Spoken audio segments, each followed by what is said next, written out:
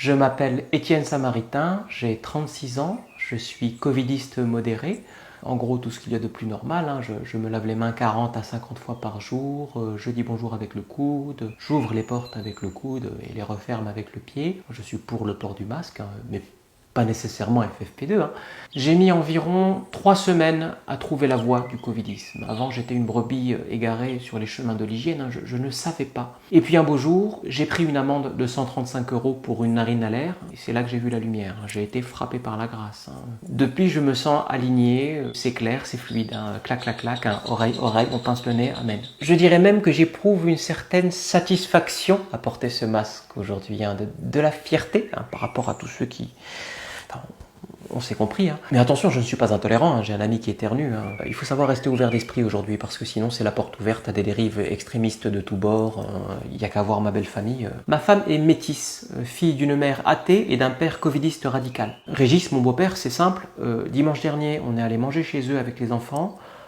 Il est parti. Quant à ma belle-mère Monique, elle est issue d'une famille de mécréants, hein, c'est-à-dire que pour eux, le Covid-19 n'est pas une grippette, non, il n'existe pas. Et comme Monique fume des gauloises depuis l'âge de 12 ans, c'est une personne à risque, donc nous, on arrive avec les masques en Kevlar, on tient les enfants en laisse, enfin, normal quoi. Sauf que Monique, non, elle prend notre fille dans ses bras et elle lui claque un énorme bisou, comme ça, sans prévenir, hein, en mode no futur, une vraie punk à chien. Alors moi, j'essaye de récupérer ma fille, hein, je n'ai qu'une envie, c'est de la purifier, de la rebaptiser dans un seau de gel hydroalcoolique, hein, quitte à changer le prénom. Et là, ma belle-mère me dit « Enlève-moi ce masque, tu es ridicule ». Je réponds de façon non violente le ridicule n'a jamais tué personne ». Et là, elle me dit « Le Covid non plus, il nous manipule ». Mais de qui parlez-vous? Qui sont ils? Elle me dit « Ben... eux ». Et elle est partie.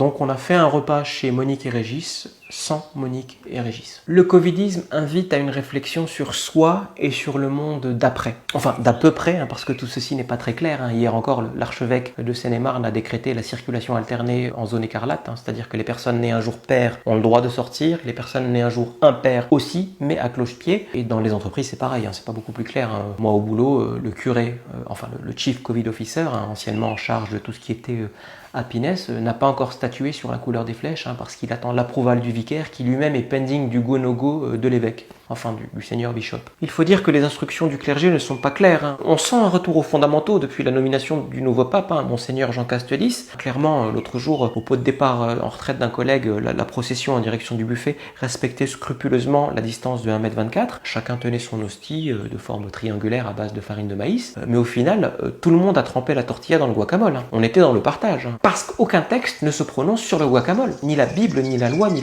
la convention collective de la métallurgie. Hein. Guacamole, sauce cocktail, harissa, même combat. Bon, sur le pot de harissa, c'était écrit « Nul n'entre ici s'il n'est tunisien », c'est vrai. De toute façon, autrui a fauté, donc moi aussi, j'ai le droit de fauter. Et alors quand autrui a le dos tourné... Ah bah comme beaucoup de religions, le covidisme se pratique à travers le regard de l'autre. Hein. Moi-même, quand on ne me regarde pas...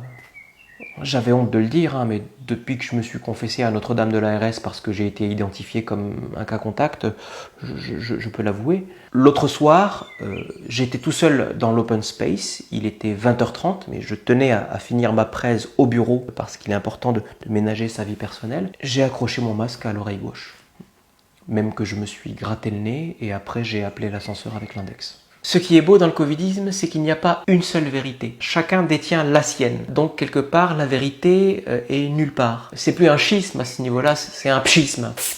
La vérité en spray. Aujourd'hui, la vérité, c'est comme les faritas, hein, c'est bonne franquette. Chacun fait à sa sauce, chacun son prophète, chacun son blog. secretnews.org, ilssonpartout.net, saucissonrebellion.fr.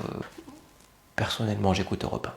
Après, l'inconvénient de tout ça, c'est le repli sur soi. Hein. Chacun marche dans sa propre direction. Vu d'en haut, on n'est pas très synchro. Hein. Ça fait plus colonie de cloporte que vol d'hirondelle. Hein. Les fourmis, les gnous, les sardines arrivent à avancer dans la même direction.